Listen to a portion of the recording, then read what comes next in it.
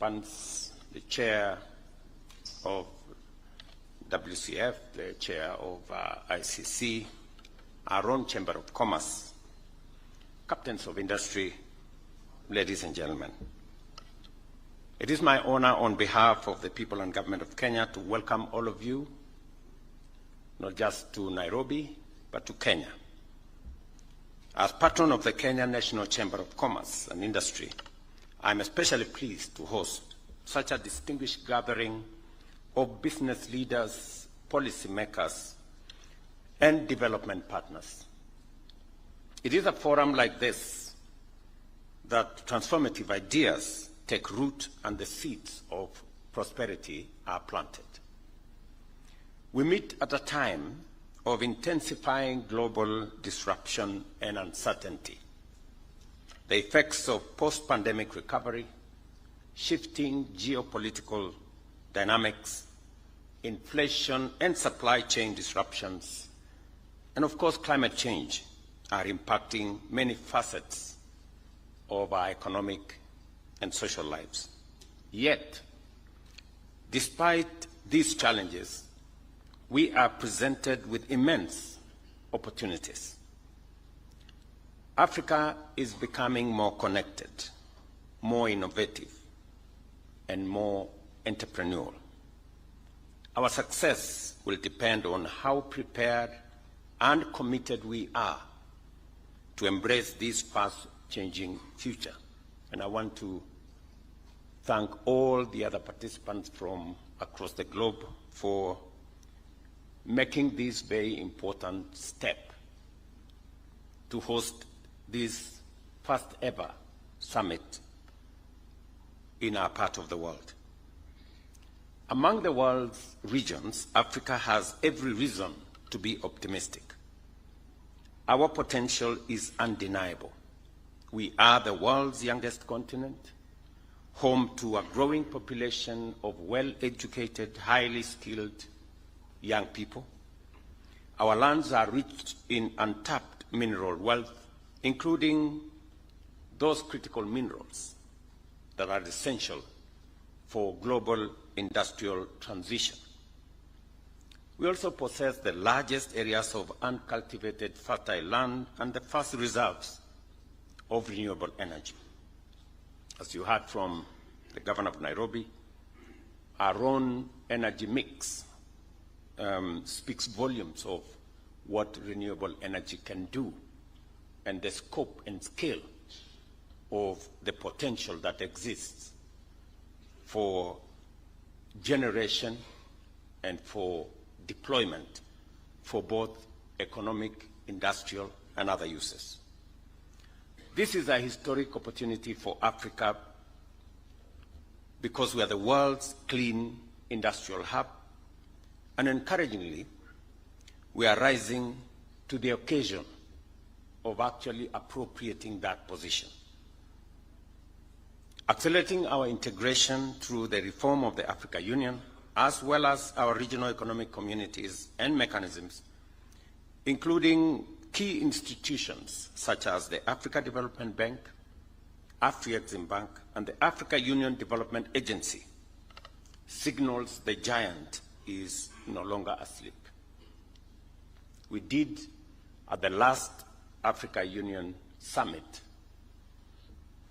endorse these institutions because they understand our continent better to work with other global multilateral banks and financial institutions to position Africa appropriately, especially on matters of investment and the big elephant that is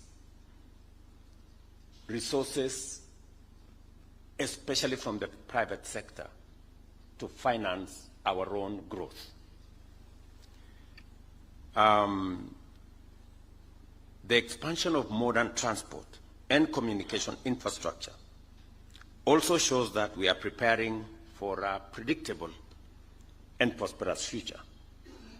Conversations are ongoing in the LAPSET corridor that will connect Kenya, Ethiopia, and South Sudan. The first almost 700 kilometers of road is being constructed.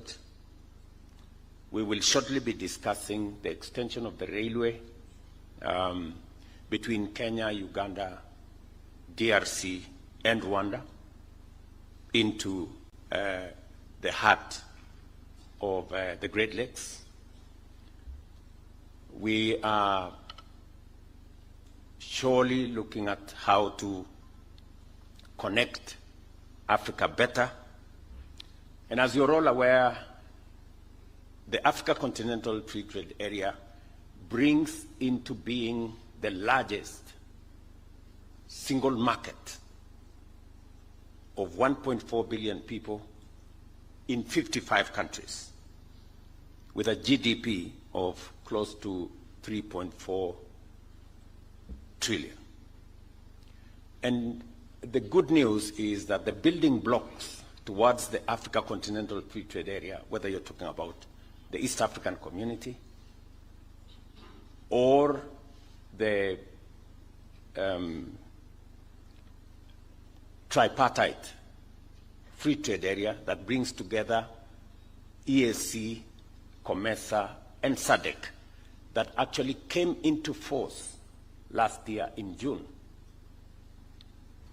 creating the building block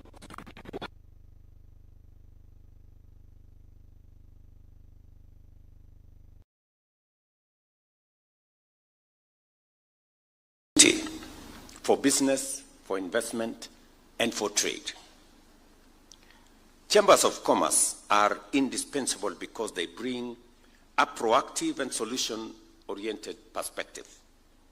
Thus, the Kenya National Chamber of Commerce and the World Chambers Federation serve as vital bridges between government and enterprise, helping businesses navigate risks, unlock opportunities, and expand into global markets.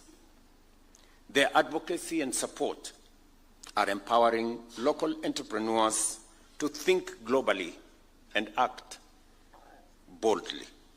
In Kenya, we fully embrace this transformation, and in 2022, 41% of our exports were destined for African countries.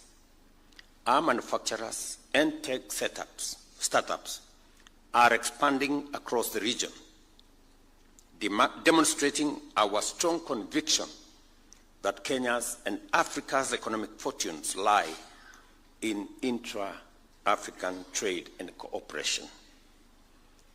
We all are aware of the geopolitical situation in the world,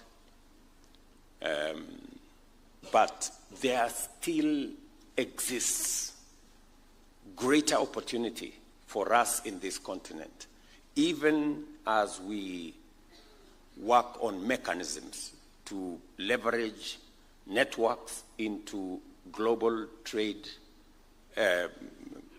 networks. We still have a bigger opportunity in intra-Africa trade.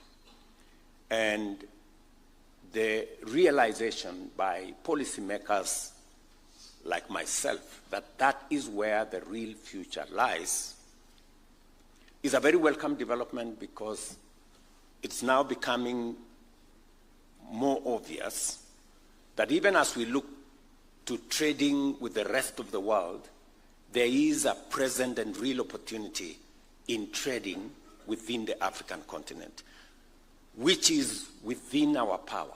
We can make decisions for what happens in this continent.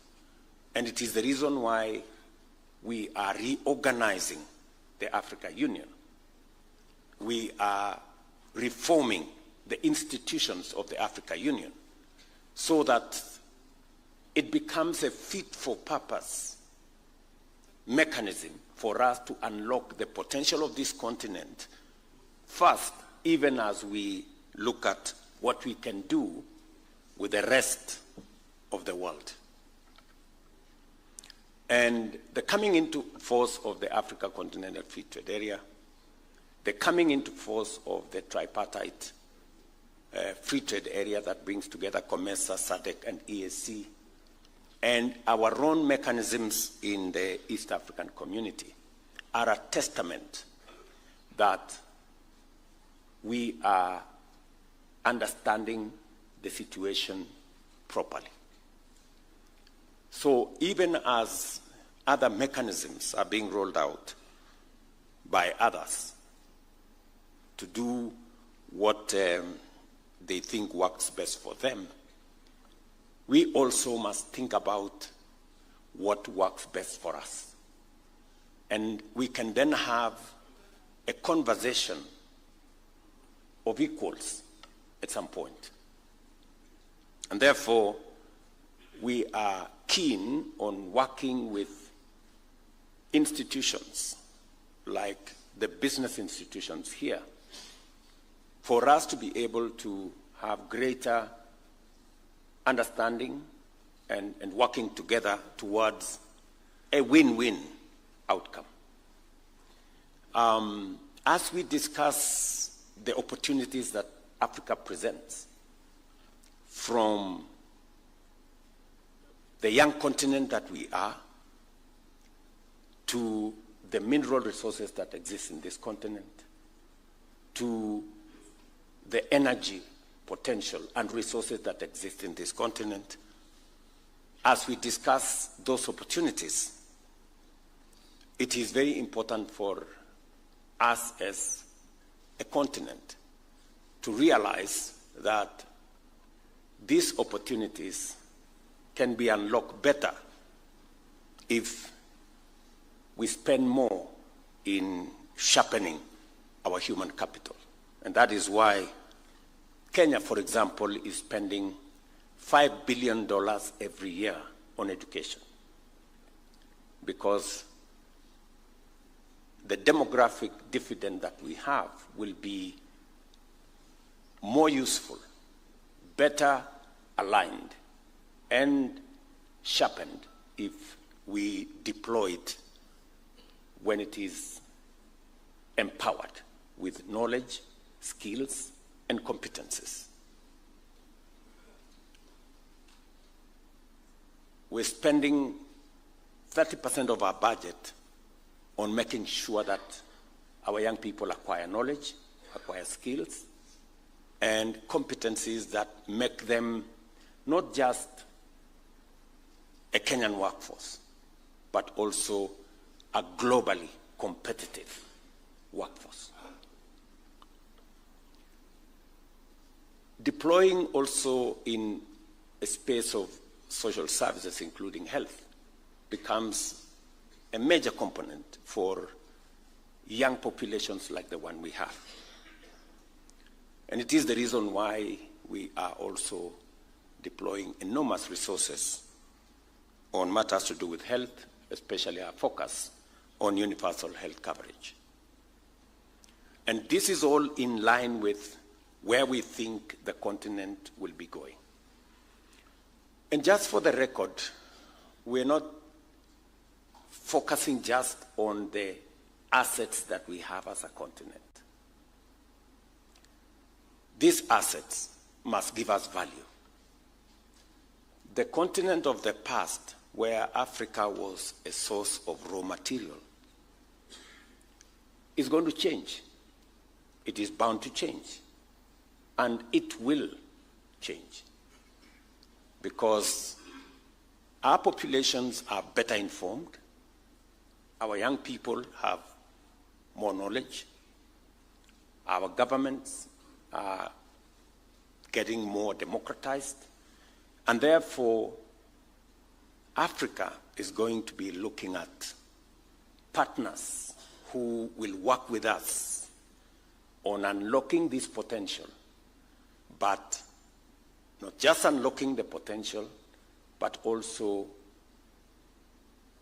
unlocking the potential for value addition, for processing, creating local jobs, and creating wealth and value from the assets that we have. That is the future we are looking at as a continent. And we will be, with much more clarity, and much more intentionally be working with partners who can work with us to unlock this potential. It is the reason why, for example, Kenya is investing $1 billion in our special economic zones with the Afri-Exim Bank. Because in our special economic zones, we can add value to our leather industry, we can add value to all the other agro and other industries. And it is in that context that we are looking at partnerships going into the future. Despite global headwinds, Kenya's economy, for example, last year grew by 5.6%, outpacing global trends. Key sectors like agriculture, services, and manufacturing are rebounding.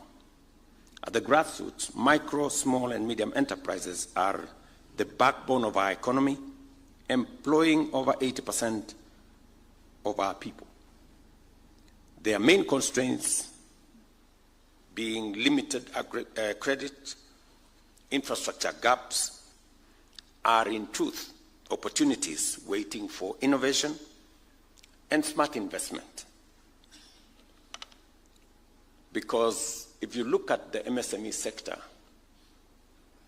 they pay very high interest rates, yet they still make money. If there was financial innovation that has products, like we tried with the Hustler Fund, it's amazing how Hustler Fund today, despite the fact that it has no collateral, up to 90% repayment is happening.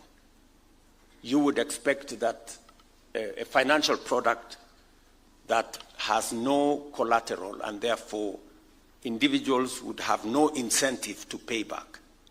But they are paying back because they see the value of the low interest they get in that product. And that is why repayment is all the way to close to 90%.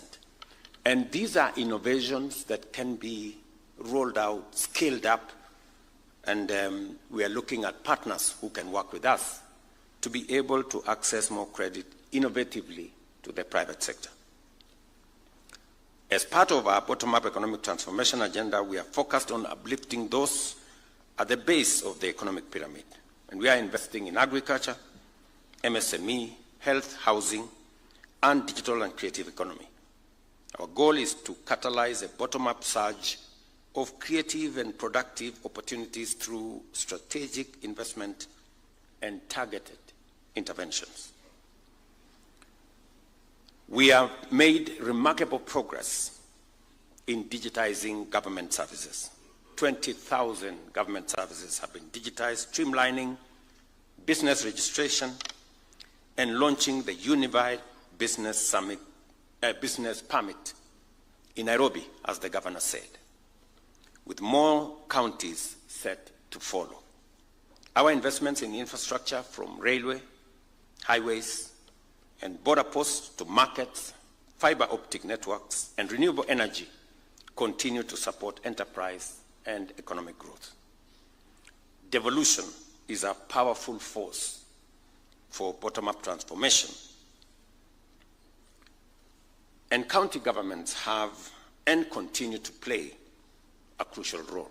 Together with the devolved chapters of the Kenya National Chamber of Commerce, counties must champion pro-business reforms, eliminate bureaucratic bottlenecks, and support local entrepreneurs. To encourage this, we are developing a county ease of doing business index to drive healthy competition, accountability, and progress. Whether we look at Kenya or any other African country, the signs are clear. Africa's future is bright. Through collaboration, investment, good governance, private sector innovation, and a reform-driven approach, we are ready for takeoff. In this journey, chambers of commerce will play an increasingly critical role. Kenya, for its part, is committed to remaining open for business, regionally engaged, and globally ambitious. Let us therefore move forward with shared purpose to unlock Africa's vast potential. What we achieve together, driven by this collective commitment, will shape a prosperous present and even greater legacy for generations to come. Ladies and gentlemen, I know that there will be intense engagement by the different actors, business people, chambers of commerce, leaders of industry in this two-day event. And I am looking forward to getting an outcome of your decisions, especially those that are connected to policy decisions that we need to make it much more easier for business, for investment, for trade to flourish, so that together we can create synergy in areas that create a win-win outcome for business and for our countries. And therefore, I really wish you my very best as you engage in these 2 days, and I look forward to the outcome of this meeting as we work together towards a better business environment and investment climate. Thank you very much. God bless you, and welcome again to Kenya. Thank you very much, Your Excellency. Another round of applause. If I may request, Your Excellency, for you not to exit. Can we take our seats, please, briefly? I'll request that I invite Dr. Eric RUTO, who has a gift to present to you on behalf of the Chamber. So if we can have the gift kindly. Let's take our seats, please. Let's take our seats, please. And then after that, Your Excellency, I'll seek your indulgence just for 3 exposures of photos to mortal